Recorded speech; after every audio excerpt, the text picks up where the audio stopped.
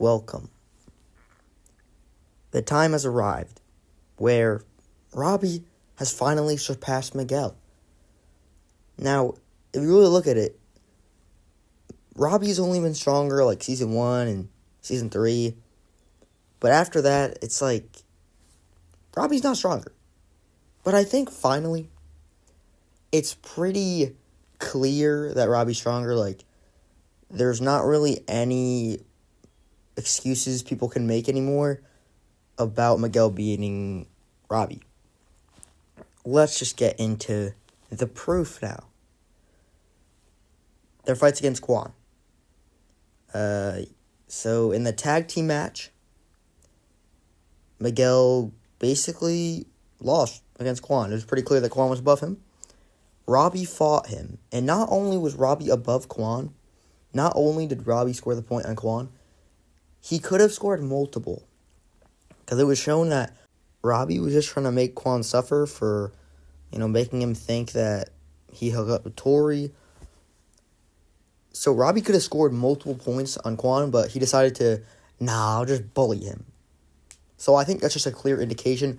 And somebody said in my last video that Quan was angry, so he fought worse against Robby than Miguel. Bro, are we being serious right now? Quan's always angry. Also, I've heard people say, if they're in Cobra Kai, then you're using their rage, so it's basically like an amp. So you can either say it's an amp, so Robby's even more stronger than Miguel, or you could say there's no amp and say Robby's still stronger than Miguel. Robby's stronger no matter what. And then in the dojo riot, Robby is relative to Quan and Yoon. No, he's not relative. He's above Quan and Yoon. He's fighting against both of them the entire riot. And then by the end, he does the split kick thing that Quan did to Yoon and his buddies back home. Robby beat Quan and Yoon by himself. And Quan is singularly above Miguel. I think that's enough proof already. But now let's go against their feats for Axel. So obviously both Robby and Miguel did not do good against Axel. But I would argue Robby definitely did better.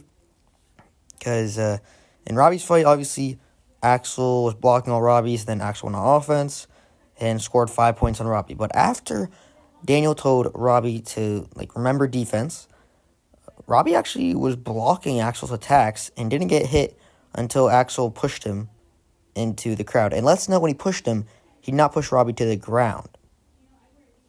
Just to put that out there.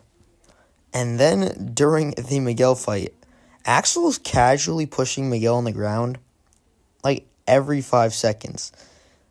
If you watch the fight back, every time they're fighting, Miguel ends up on his ass. I'm not trying to hate on Miguel. I mean, I look, I'm not going to lie, but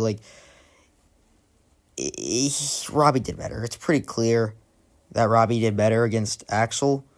I guess you could say that Miguel was unbalanced or something because it was a riot, but then so would Axel. So yeah, I mean Miguel was throwing a few punches here and there, but Axel was blocking and just would whoop him, and Axel was just consistently throwing Miguel on the ground. So I don't think it's really a debate anymore. Part 1, give it to Miguel, sure. Part 2, though, I think off of all the evidence I've talked about, it's pretty clear that Robby is superior. He 2v1 Quan and Yoon, and Quan is just straight up above Miguel, and he did better against Axel, so. But people on TikTok apparently think Miguel beating randoms at the beginning of the tournament makes him above Robby for some reason. And yes, they're oh, well, Robby lost those randoms. We do realize what Robby was going through, right? If Miguel and Robby switched scenarios, I guarantee people would not be oh, Miguel's selling the tournament hard. They would be well, he just lost his girlfriend. He's unbalanced. You got to go both ways. The reason Robby's doing bad because, the Tori situation. It's pretty obvious if you just watch the show. So why y'all making this use oh, Robby was selling the beginning of the tournament, so it just means Miguel's blatantly above him. What? We watched the same show, right?